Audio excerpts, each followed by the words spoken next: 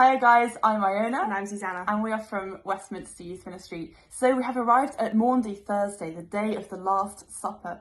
On this day, we hear in the Gospels that all the disciples and Jesus gathered for the last meal that they would share before Jesus went for his passion and his death.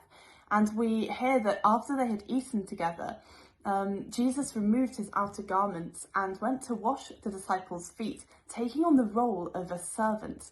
And we hear that when Jesus came to Peter, Peter was embarrassed. He said, "Lord, you shall never wash my feet."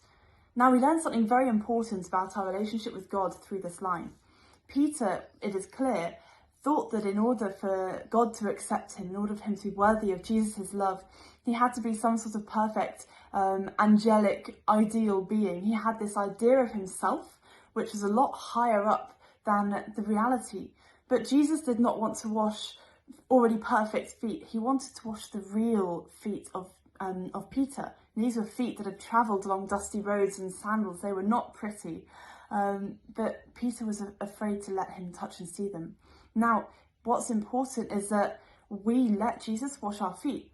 You know, Jesus does not want us to put on a mask. He was not interested in Peter showing him something he would prefer to be. You know, what mattered in that moment was Jesus' love for Peter, not Peter's understanding or belief of how much love he was worthy of receiving. And I wonder, how often do we allow ourselves to be loved like this? To be loved in our brokenness and in our sinfulness, right?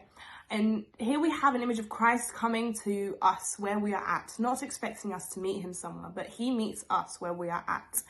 And all we have to do is be open and willing to this love that he is offering us.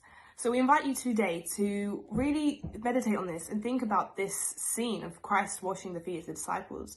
Blessed Carlo Acutis would often say in front of the Blessed Sacrament, saying, "Christ, come make yourself at home in me." So we invite you today to pray this prayer. Allow Christ to make himself at home in you.